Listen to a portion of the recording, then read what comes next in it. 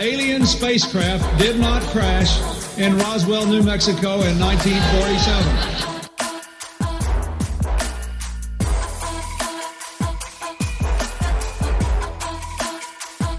You know flat earthers, I guarantee it. But you don't know who they are because they're afraid of talking about it.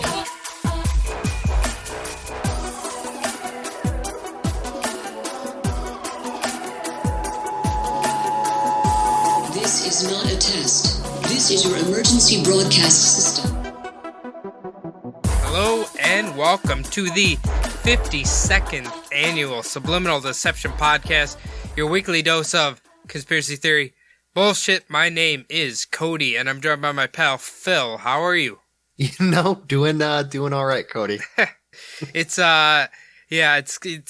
is currently March 19th, 2020, and shit's getting crazy here in America with coronavirus. So when this comes out a week and a day from now, it'll be interesting what the world looks like. I'd say, even over the weekend, things have escalated fast. I was going to say, even the world's going to look different tomorrow. Yeah. So. We should let everybody know that you and I are still currently going to our blue-collar jobs. Oh, yeah, definitely. Yeah, it'll be interesting if our states decide to forcibly do something, or if the federal government does. I know Minnesota, bars, restaurants, clubs, all that is mandatorily shut down right now. You can go to restaurants, but you have to get takeout. Yeah, Phoenix and actually Tempe today just got added to that, so we're kind of expecting the rest of the burbs out here to get the same kind of treatment. So yeah, well, it's like I was telling you before we started recording. Even going to the grocery store, I just felt weird around a lot of people and just touching stuff, so I can understand not currently wanting to sit down at a restaurant and eat, if it was packed or something, or going to a bar where it's packed or something like that. And it's a very weird feeling right now. Yeah, I go to the grocery store just to pick up, went to go pick up some rations, just some shit that's not going to spoil in a week. And I would see an aisle where 2 or 3 people were down in the aisle, and I would go to the next aisle just to avoid other people. So it definitely changes your mindset a little bit. Yeah. I still cannot understand this toilet paper craze. It's just, I don't understand it. Is that people's biggest fear, is not having toilet paper? Yeah, I don't know. It's weird because at first it was a joke.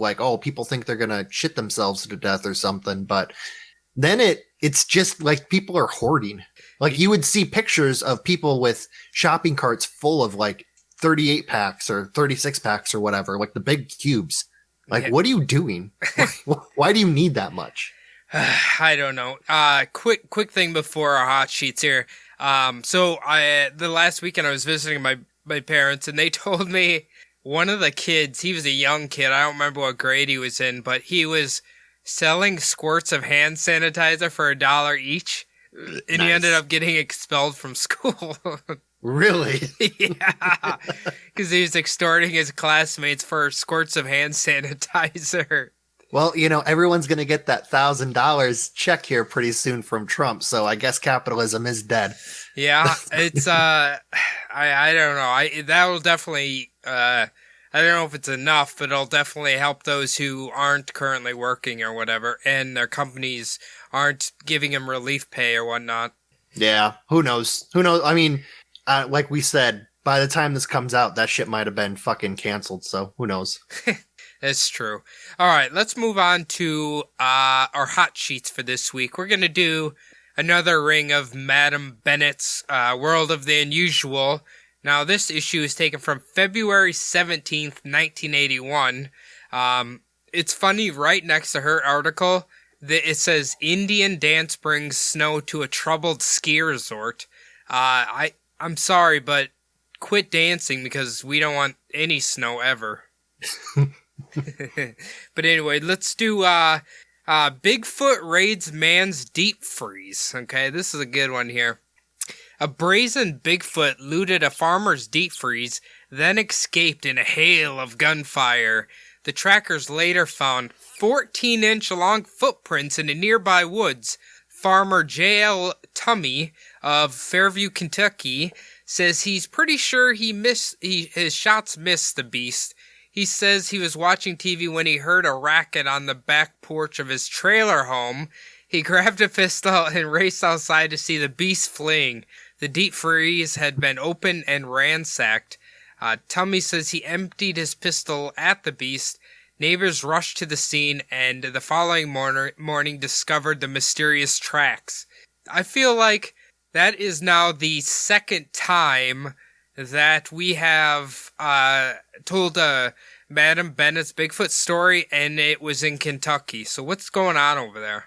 Well, it must be one very large meth head who just, after a few-day bender, just kind of gets hungry and, raids people's fridges. 14-inch foot, though. That, he must be like an athlete or something. Yeah, pretty big dude. Maybe he was a University of Kentucky dropout. Have you seen that meme? Have you seen that meme going around where it's like, social distancing, expert, and it's just a picture of Bigfoot? Oh, yeah. Yeah. World champion. Yeah. Honestly, I gotta say, I was reading all the memes and fucking shit on Instagram about social distancing, and I've been thinking like, damn, I've been doing this shit for like 2 years. I'm gonna be a pro. Yeah. Fucking introverts are gonna rule this world. Yeah, if you need some tips on social distancing, just hit up Phil or I. We'll give you all the inside tips on how to do it like an expert. Oh, yeah, and if you're interested in Shudder, they have a promo code that is Shut-In right now. I've been hitting that up pretty good for the past 24 hours, so. Ooh, did you watch Escape from LA last night? Yeah. Oh, no, Escape from New York. Oh, Escape from New York.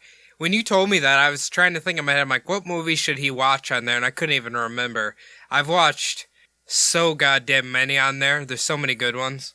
Yeah, I'm going to, I've been watching just kind of old classics, and I'm going to start watching some of the weird shit that you've been talking about. So after the podcast, just give me a list of, few things, not the weird things you like, maybe the weird things I might like. You should watch Mandy, see if you like that. The Nicolas Cage one. Okay, so let's do Woman Killer says he's sane now. A weirdo who chopped up his girlfriend and mailed her toes to the world leaders claims he's sane now. Miguel Valdez, 41, was sent to the mental hospital in 1977 after admitting the brutal killing. The court ruled he was too crazy to stand trial for murder. Incredibly, Miguel mailed the woman's toes to the then president Gerald Ford and Soviet President Alexei Kazygin. Does it sound right? Do you know his name? No, I don't know his name offhand. The Soviet president at the time. But now Miguel says he's sane and wants out of the hospital. Doctors at the Maywood, Illinois mental hospital agree with him, and his release depends on a court's judgment. Wow, that is a weird fucking story. I've never even heard of that before. He mailed his murdered girlfriend's toes to presidents? Yeah, you guys might have to do a little research on that dude, make it an episode. Guy? Yeah. I don't know. It's pretty insane. He it kind of makes you wonder, like, presidents, how much weird shit do they actually get mailed to them? You know what I mean? Oh, yeah. Well, it definitely all gets intercepted. Well, yeah, that's what I mean. But, like, the people who have to look through it and, like, see what is in there has to be insane. Yeah, that would actually be an interesting TV show if they just kind of... That's a day in the life of one of those dudes who's just like opening shit up, like hoping it's not sarin that day. Okay, death threat. We got a pair of used panties. Death threat. All right. I bet Trump gets a lot of pocket change and shit from all of his followers. Probably. This is all I got, but I'm giving it to you. 73 cents. It's shreds of my hair to add to your wig, Mr. President. All right. Now let's move on to the meat and potatoes here. Have you ever heard of the Gundiah Machay alien abduction? Possibly, but the name doesn't ring a bell. Now, this is one I had never heard about before looking into it. Now, The reason this one in particular is really interesting to me is because, first off, it involves 3 people who are all involved in kind of the abduction, which seems to be a really, really, really rare occurrence with alien abductions. And once we get to the end, like, what happens to the abductee is really, really strange to me. But let's get it started here. The following event began late on the evening of Thursday, October 4th, 2001, at the Gundiah property near Tiro, culminating in the early hours of Friday, October 5th, 2001. Now, this is in Australia, okay? So keep that in mind. Okay. I don't know. I guess I don't really even know how much alien stuff Australians have. You know what I mean? I've heard of I can't think of the guy's name, the one who says there's like 2 sexy alien girls who like tried to have sex with him and he bit their nipple off. I can't remember that guy's name. I remember that guy. I wish I could remember. I know who you're talking about. Yeah, he's quite a character. Yeah. The 3 people involved were named Keith Rylance, age 39, his wife Amy, who is age 22, and their business partner Petra Heller, who is age 35. Now, they were staying on a property that was in development called Whispering Winds Winery. It's quite a goddamn mouthful right there.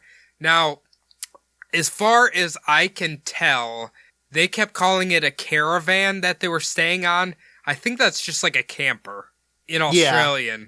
The British name for an RV, I think, is a caravan. It's a caravan? Okay, so, yeah, I'm pretty sure I don't know why they're staying in an RV on this property, but it's what they're doing.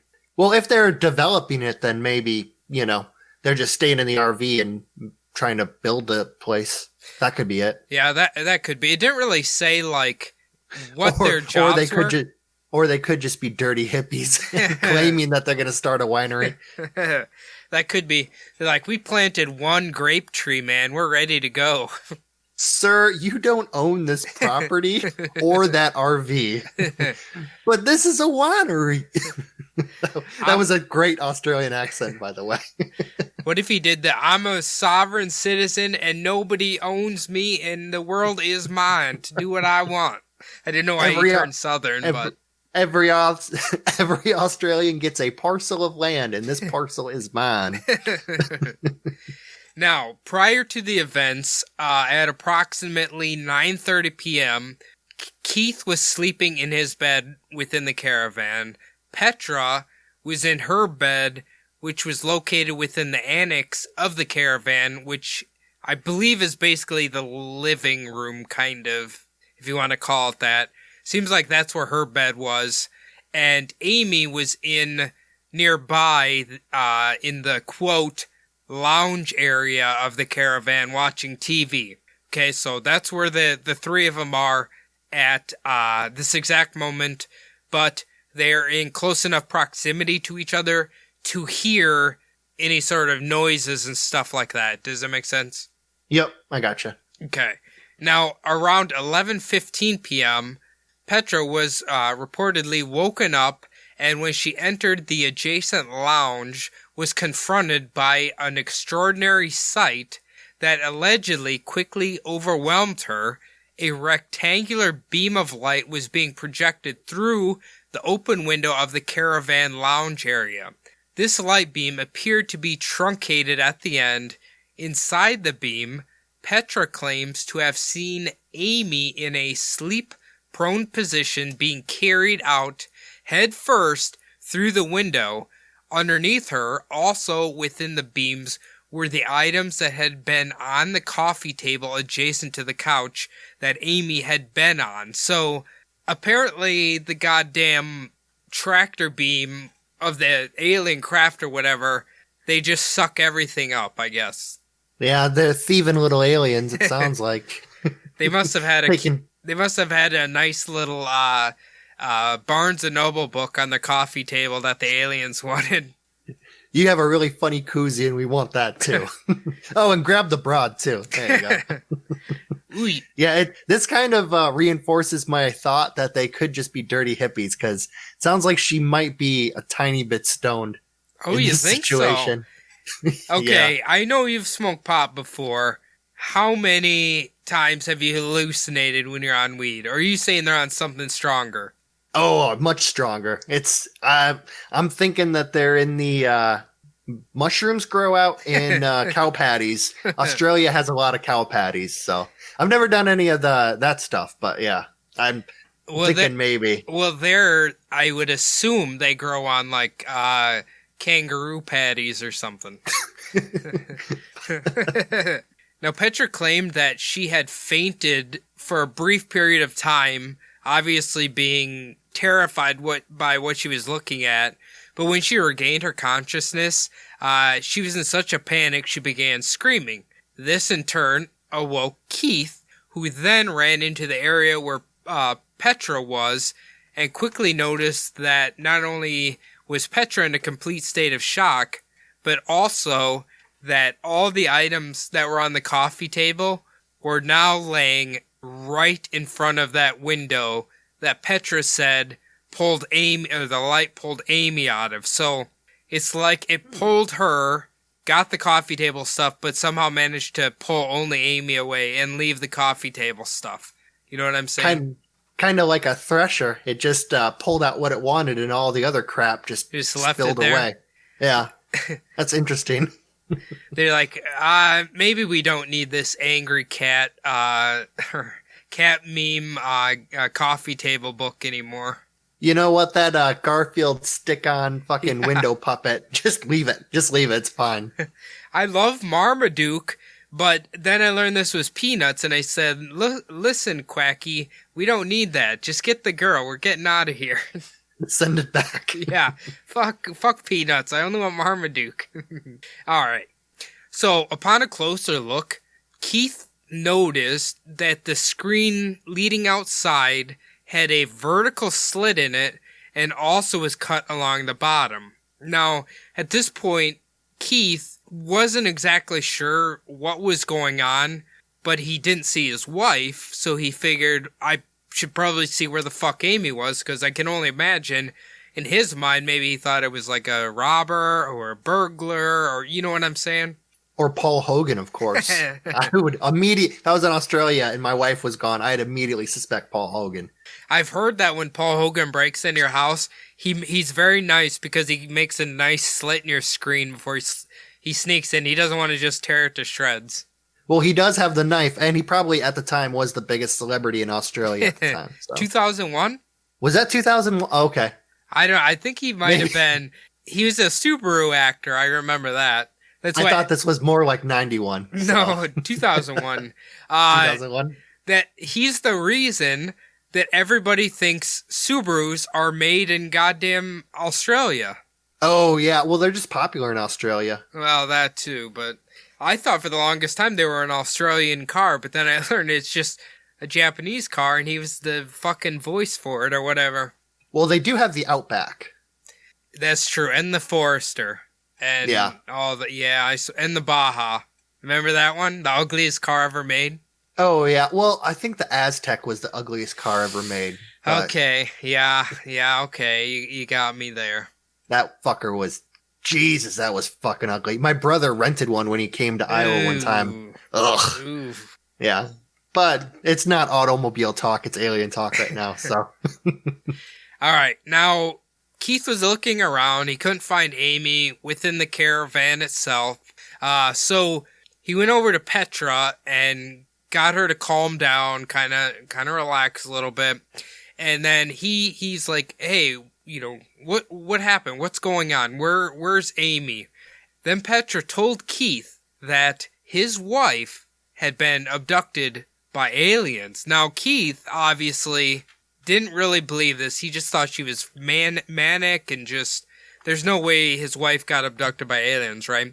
So Keith ran outside, searched all the property, but he couldn't seem to find any sign of her at all. So what is something that people, when we talk about on the show, What do they usually not do? What do they usually not do? Yes. Call the cops. Call the cops? Yes. Okay. Keith called the cops. Most of the time in these stories, people never are like, hey, let me call for backup. You know what I mean? Oh, yeah, definitely. That's how I feel. I always am like, logical thing is call the police, and swear these people never do. But Keith did. So Keith called the Tiro police around 11:40 p.m. So this is literally 10 minutes after the abduction, right? Yeah. He was reporting that his wife had been abducted and was imploring the police to come out.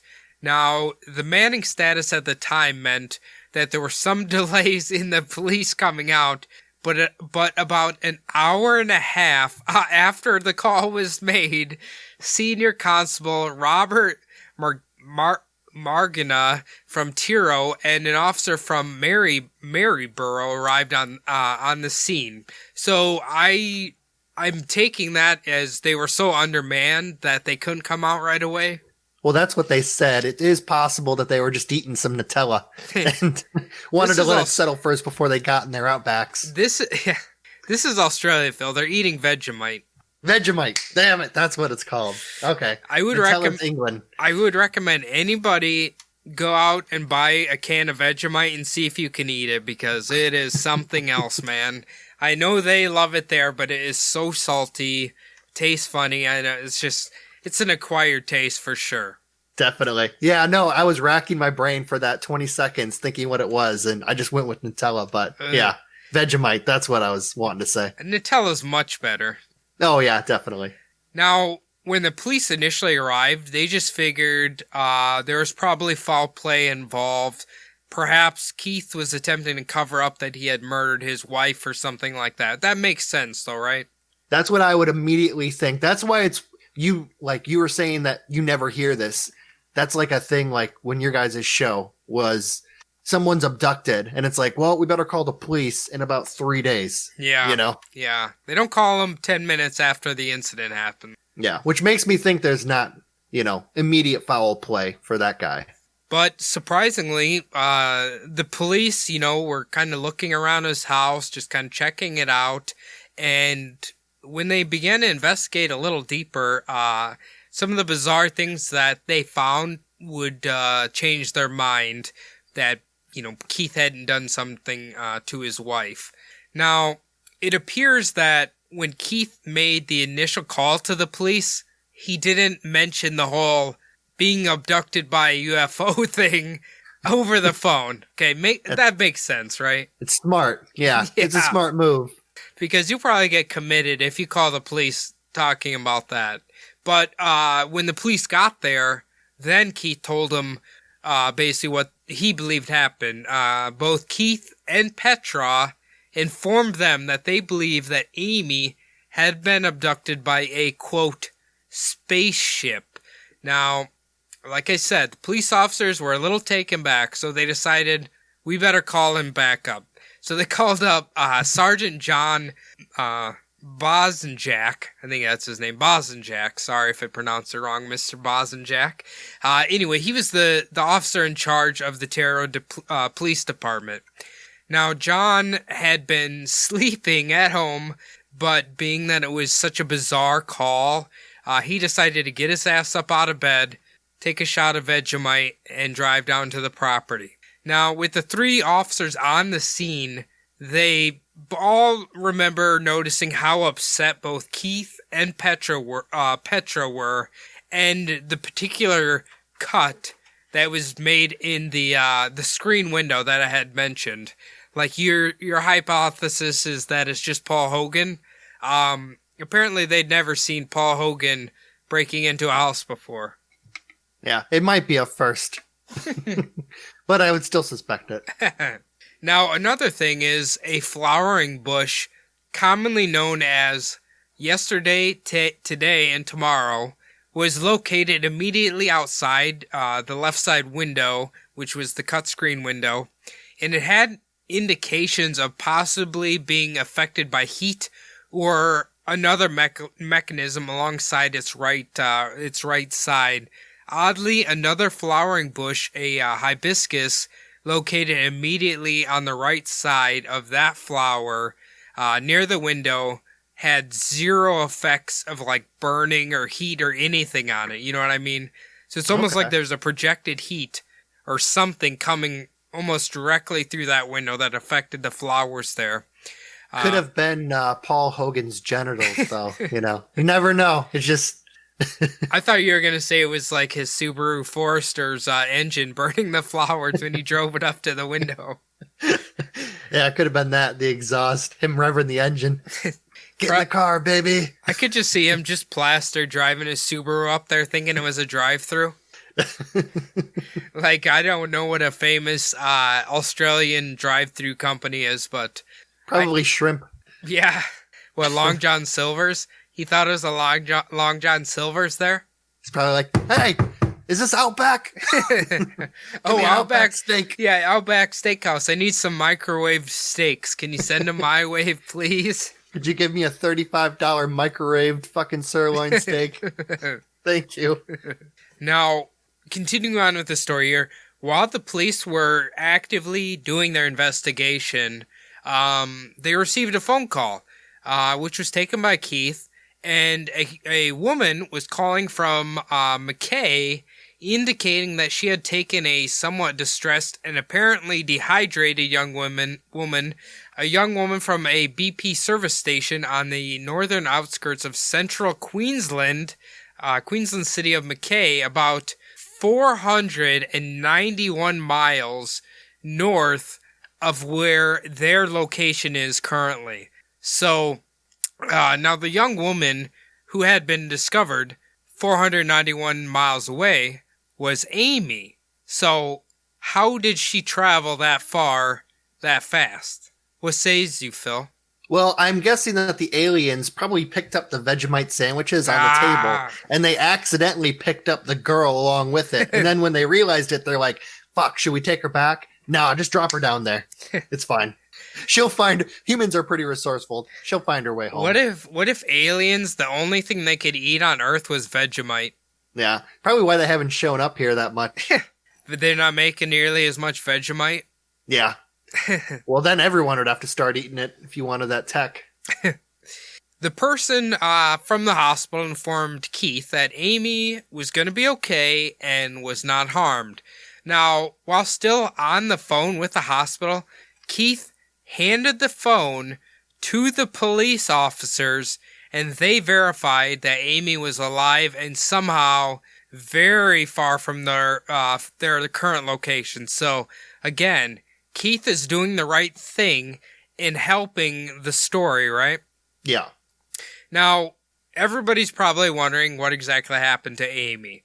Well, she gave the following statement to the police under the Justice Act, which I think is just, I don't know I forgot what they call it here, but it's basically, you're telling the truth to the best of your knowledge, and if you found out to be lying, you can be punished by the law. Okay, that's essentially all that is. So Amy's story goes that she does not remember any of what Petra had told Keith or the officers about being abducted by the lights or anything like that. But she remembers being awoken in a large rectangular room. She was laying there alone on like a bench with lights coming from the walls and the ceilings. Amy indicated she called out and heard what seemed to be a male's voice, asking her to be calm and that everything would be alright and that she would not be harmed. Paul Hogan, of course. It's alright, sweetheart. You'll be fine. Soon an opening appeared from the wall, and a guy about 6 foot tall walked into the room. The man appeared to be slender in build, but, in Amy's words, perfect proportionally. And his head was covered, and he was covered head to toe in like a full body suit. He had what seemed to be a black covering mask on his face with just holes cut out for the eyes, nose, and mouth. He repeated calming assurances. According to Amy, she felt like she had been in this area quite a long time at this point.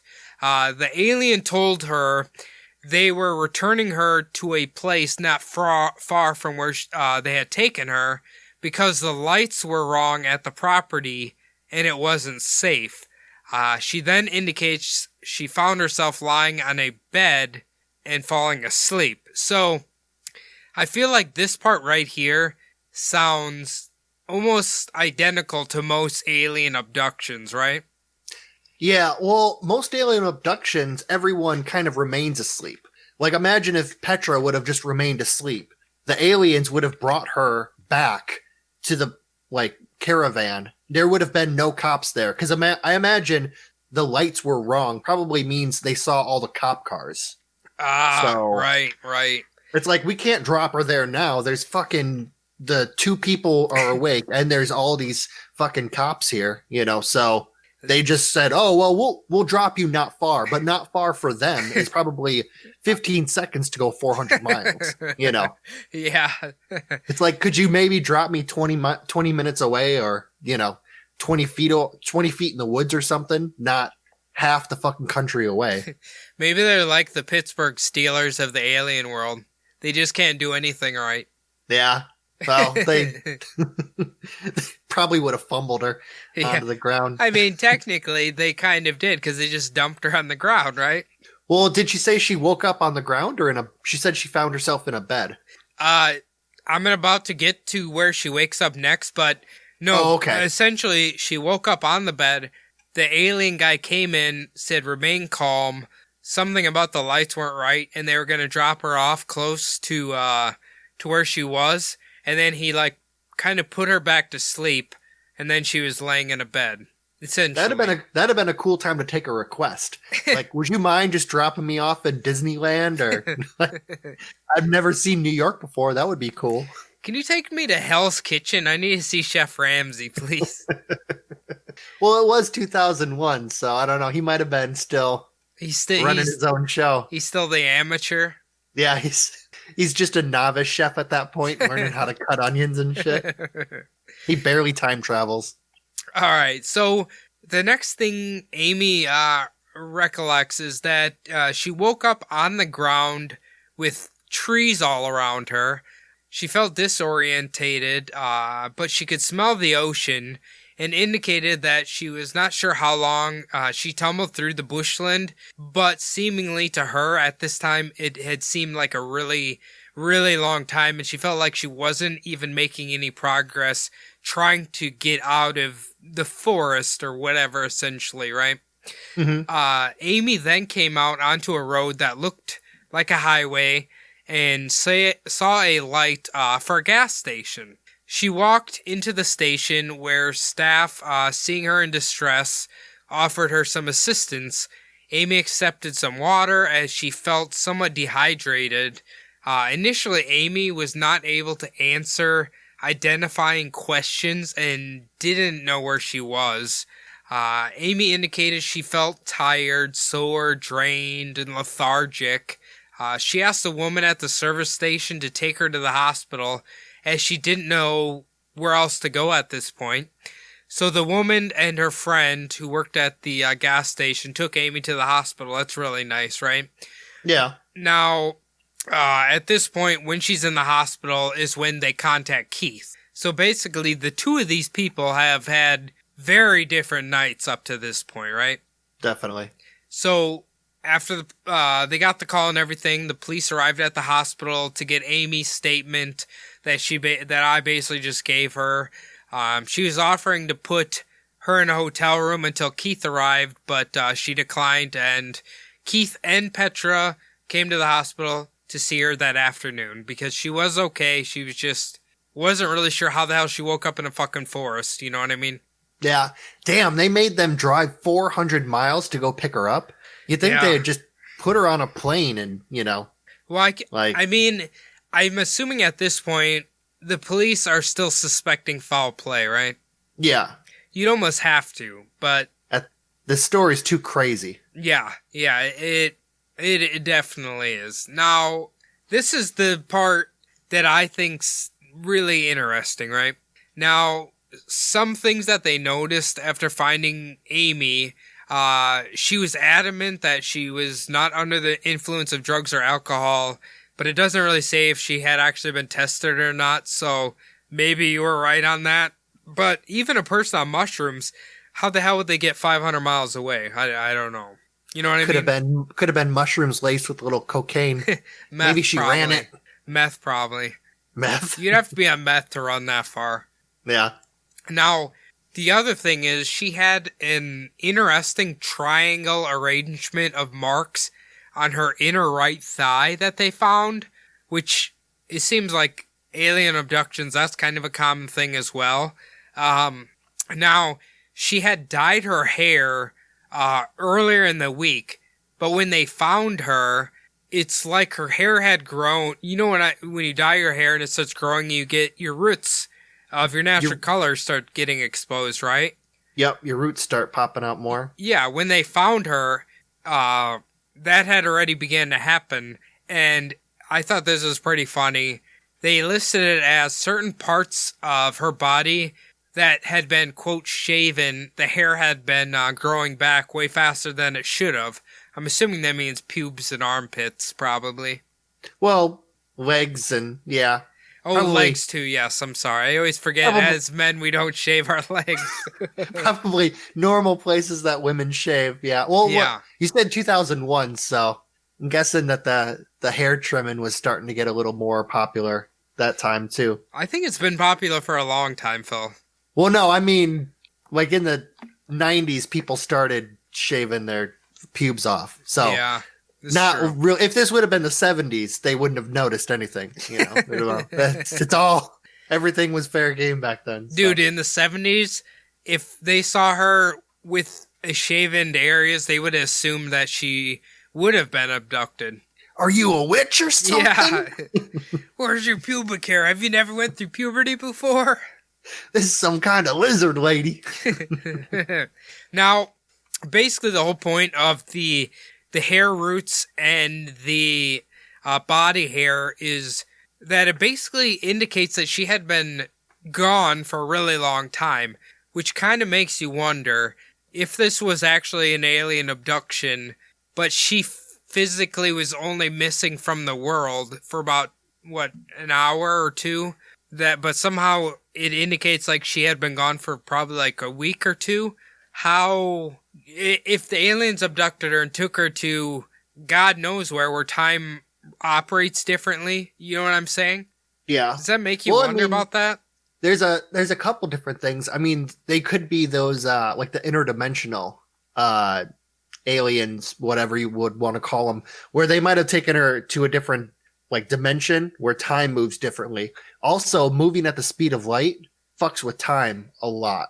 So if they were moving faster than the speed of light, maybe time moved differently. So for us, it was like an hour or two, but for her, it was, week? Couple weeks. Yeah. I've never seen the movie Interstellar, but I've heard there's a lot of that in that movie. Yeah, there's a movie, what's that fucking Contact movie? Where there's the spinning, like, it basically looks like a giant, like, gyro. There's a bunch of spinning shit around the little capsule, and then it just falls. But in that time it took for it to fall to the ground, like 18 hours had passed. Oh, maybe it's one of those. Maybe it's one of those deals. Doesn't Jodie Foster like go to another dimension, and then there's like a guy on a space beach and stuff like that? Oh yeah, South Park did it where the aliens in Contact made it look like it was her father, but really it was an alien, and they just said, "Oh, we just don't want to freak you out, so here's someone you like." So South Park did it where the boys basically kept going through like, what they might want to see, and he ended up being like a pizza that shits out ice cream, or a taco that shits out ice cream, but. I feel like if the aliens were going to appear to you, Phil, they'd show up as Andy Griffith. That would be pretty freaky. I'd probably freak out more. Just like, just let me see a fucking alien. I didn't like your show then, and I don't like it now. Get out of here. You keep arresting that poor drunk man. Yeah, well, he just needs a place to sleep. All right. Now, after the abduction events, both Keith and Amy decided to dig a little deeper into UFO research because apparently they just didn't really think twice about it previously. And they began to involve themselves with UFO organizations. And they wanted to get an interview with Amy and Keith and all of that. Now, the interesting thing is that when they were trying to do it, Keith had an issue where he wanted to control everything, right? He wanted to decide who gets to hear it, who gets to hear what, blah, blah, blah, blah, blah, blah. Like, almost like he's trying to capitalize on something himself, if that makes sense. Or he was staging the whole thing. Yeah, that's something you always have to wonder about. But I think this one's a little weird because it'd kind of be hard. I mean, not necessarily that hard, but getting 3 people that can keep up a lie for almost 20 years now, it's, you think something would come out, right? So you said that she got her hair dyed. I don't know how deep they go into the story pre her getting abducted. You said that she got her hair done earlier that week? Yes. Was there any witnesses besides the other 2 that had seen her between her getting her hair dyed and her going, disappeared that night? I don't know. Most of these alien stories are pretty surface level, so they usually don't go that deep. But her, according to the 3 of them, she had dyed her hair just earlier in the week. So if she went and got her hair dyed somewhere, witnesses saw her getting her hair dyed, and then they immediately had her go 400 miles and then show up at the BP at the exact same time that they called the police, that would kind of, They could do that, but your roots usually don't grow back within a week. It's usually that's right. It's a few weeks. So it's a few weeks. Yeah, just that still fucks up. Okay. See, those 2 things, if they are true, regardless of what Keith or any of them said, that thing is really weird. And the fact that she was almost 500 miles away, I don't know, it just seems like a really long way to set up a not very elaborate hoax. Do you know what I mean? Yeah, I'm often skeptical about most things, but if there was a third party witness that saw her in town, even 6 to 24 hours before this all happened, then I'd be like, oh shit, Yeah. Because she was in town that day. Someone else not associated with the story saw her. So that's what I'm thinking. But yeah, I don't. This whole show, you and I are skeptical, right? So yeah, it's kind of the purpose of the show. But I think all these stories are very intriguing, nonetheless. Yeah, it's definitely a crazy story. I know I usually pick apart this shit afterwards. It's just immediately in my head. I'm trying to think of what's going on. But yeah. Well, I have a few more things here, a few final things. So, the UFO researchers asked Keith to basically search the property they were staying at, and he was a little apprehensive at first, but then he finally allowed him to. Now, maybe this says something about Keith's personality, but he asked the UFO researchers if while they're on his property to let his dog out, okay? So I don't know if he's just too lazy to do it, but anyway. Now, why this is important is Keith warned them that the dog liked to jump on people. Dogs sometimes do that, right? Yeah. But the investigators took notice that the dog at one time jumped at the window where the screen was. So that could lead to how it got cut. The dog jumped up, clawed the window, cut the screen, okay? That's a possibility. The damaged flowers, according to a, quote, flower expert, sometimes because of the intense Australian sun, it can cause heat stress on the plants. So it didn't necessarily mean that they were burned. It could have been sun heat stress or whatever, right? But it is weird. It only happened to those flowers right in front of the window and not the ones alongside of it, right? Definitely, yeah. Now, the other thing is, they watched the surveillance tape of Amy coming into the BP station and everything, and they couldn't really find a reason for it. So that all adds up. It's just her kind of walking in there looking disheveled or whatever. So that's kind of interesting. Now, after they investigated the property and everything, they tried to contact Keith again, and they couldn't get a hold of him. They kept calling. He wasn't at the hotel he was staying at. They just couldn't get a hold of him. Finally, they received a voicemail from Keith. He indicated that he was really sorry for not answering the call, but the three of them were being harassed by what he called, quote, men in black types that were following him, in his words, by a high-powered dark brown truck. And Keith tried to outrun them, and because he was so scared that he had immediately fled the town.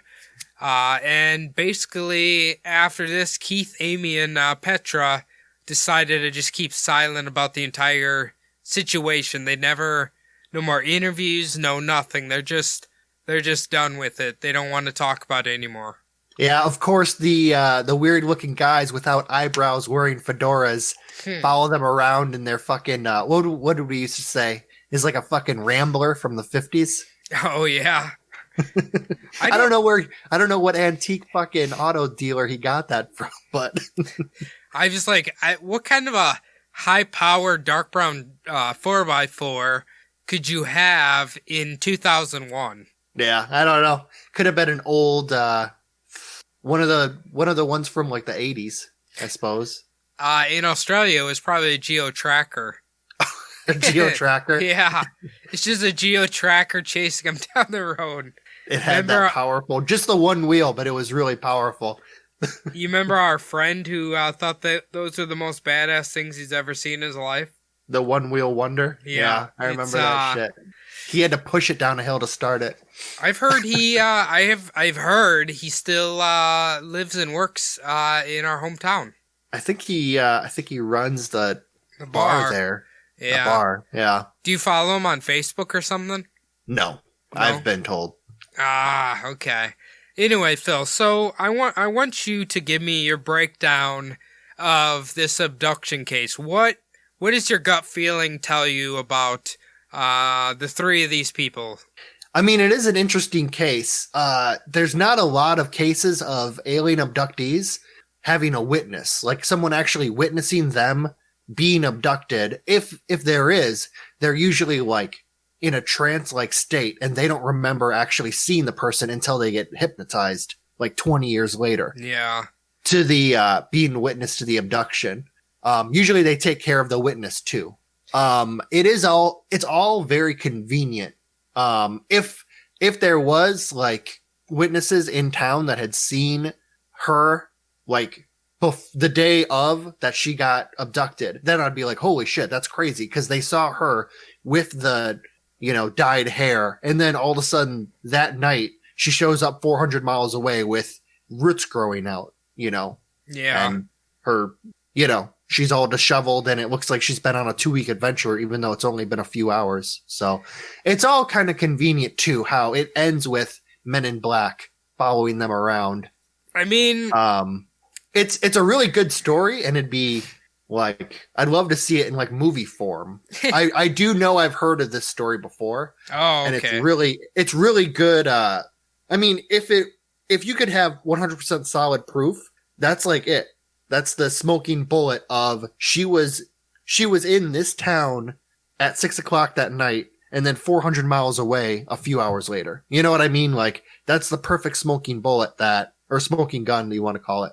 Yeah. That aliens abducted this chick, dropped her off, basically manipulated time. They picked her up with a beam, manipulated time, dropped her off a few hours later, what was a few weeks for her, and Men in Black were chasing them around. If there was proof of all of it, it'd be fucking awesome, but you gotta be skeptical too. You can't just, it's not flat earth shit. You gotta actually, you gotta look at the facts a little bit. Oh, I totally agree. And Yeah. I think that's what makes you and I work so well together, because we can play devil's advocate with each other a little bit. Here's the one thing I will say is, okay, let's say they set up a hoax, right? They're like, you're going to be 500 miles away or whatever. Now, it would be almost impossible for them to have her staged in the woods to come out at a certain time, 10 minutes after the police got there, right? How would they have known prior that it was going to take the police an hour and a half to get to their property? Well, remember that she didn't show up at the BP 10 minutes after the cops, Well, remember, it kind of would have been, because she basically walked into the BP, they immediately took her to the hospital, and then the hospital immediately contacted Keith after she got kind of stable. So you could have probably fluctuated maybe I would estimate 20 minutes if you're taking someone to the emergency room. Yeah, I just, in my head, I'm thinking they just knew that there'd be a time frame to call in. I mean, that's entirely possible, but... Yeah, that's true. It's just, it's very weird. The craziest part of the story is probably the hair growth. Yeah. That's the really weird one, because, I mean, I know a lot of chicks that dye their own hair, so I'm not sure if she had it dyed or if she dyed her own hair. But if it was proven that she had definitely not had exposed roots that day and had them that night, then that's the craziest part of the story. Yeah. Also, that and the body hair. Yeah, the body hair too. Well, I mean, she could have just went, no shave for a couple weeks for it. But yeah, the distance thing is crazy, but it is possible that they could have staged that part. That's true. It's the hair growth that you can't stage if someone was witness to it earlier that day. The thing is too, what did they have to gain if they made it all up? I mean, UFO abduction things, most of the time they get pretty minimal exposure, right? Yeah, that is true. There's no books, there's no movies, there's nothing. They didn't get nothing, and now they're apparently just remaining hidden. Yeah. Maybe they thought that some fame would come out of it. That could be too. Yeah. That absolutely could be. I just found it a very, very weird case. And the thing that I think's unique is, obviously on Bumblebutt a long time ago, I covered Betty and Dreesen, right? And I covered her, and basically it's the same thing. They take you up, they abduct you, they do something to you up there, and then essentially return you. And I feel like I've heard that amongst all of the alien abduction cases. They're basically tampering with you somehow and then returning you to Earth or whatever. You know what I mean? Yeah, definitely. I mean, that's the basis of all alien abduction. Yeah. And the lost time thing is very common among all. Oh, yeah. If you can imagine, they only, on Earth time, they only had her for 2 hours or an hour and a half or something like that. But she said she felt like she had been there for a long time. Yeah. So they got to basically do whatever tests or whatever aliens do, usually they're fishing around with sexual organs and, all that crap. It's the same thing, basically. It's pretty global. Yeah. But they got to do whatever they wanted to do for a couple weeks and then just drop her back in bed. Same night. No one's the wiser. As long as Petra doesn't, wake up from her, sleep and catch them. So the interesting thing about Petra too, from what she claims, is she was almost frozen in shock, right? When looking at the beam and whatever. Yeah. She saw it, passed out, woke up, and was almost frozen in this manic state, and then Keith had to get her out of it once the light was gone and everything. So that's kind of, maybe I swear I've heard alien stunning people or whatever, or putting messages in their mind, Yeah. That's a pretty, when people are abducted and they're on the bed, they say in their mind they want to get up and start fighting, but there's almost something That's why everyone thinks it's called just sleep paralysis, because they're basically just frozen to the bed and they can't get up and they can't move. So, well, from what I've heard, the New England Patriots player say Bill Belichick does that to them. Oh, really? He puts subliminal thoughts in their head. They want to fight him, but they can't. Yeah, he just gives them that fucking cold stare and they freeze. He's just like Thanos. Move. He's just like Thanos. He puts on the 5 rings and he crushes and he gets them all. Anyway. Yeah, Tom Brady finally got away from his icy grip. Let's go. You know what I'm gonna do? You know what I'm gonna do? I'm gonna move to Florida and I'm gonna do it on my own. Hell all yeah. right, good luck with that. You know what would be the greatest thing ever is if Tom Brady took the Buccaneers to the Super Bowl or something. Then you would know he was like the greatest player ever. Oh, yeah. If he would have left the Patriots 5 years ago, whatever team he went to, if they would have gotten a decent line to guard for him, some wide receivers, a good running back, and some talent on defense, and then he would have taken that, good but, better than average team to the Super Bowl, that would tell you that he could do it anywhere. But he still needs players around him. I mean, the Bucs did get some players, but now we're talking about football. But I'm gonna say my last thing, then we'll get out of here. So, right. The thing I was thinking, I was like, ooh, the Bucs are like a dumpster fire. But then I was thinking about it, like they have like 2 or 3 really good receivers, a good running back, a good tight end. The line's not too bad, and the defense was in, I think, the top 7 last year. So, yeah, it's just Jameis Winston likes to throw the ball to the other team. Yeah, they've been quietly, while Jameis Winston has been giving that coveted early draft pick, they've been quietly building this awesome team around no good quarterback. Yeah. And then all of a sudden it's just insert Tom Brady. And it's like, all right, let's see what we can do now. It'll be an interesting year as long as the coronavirus doesn't wipe out the NFL season. That is true. Cardinals are going to be fucking awesome this year too. I'm excited. I might actually admit that I'm a fan of the Cardinals. Anyway, Phil, if anybody wants to tell us if they believe the Keith Amy Petrus story, where can they do that? They could hit us up on our email, subliminaldpodcast@gmail.com.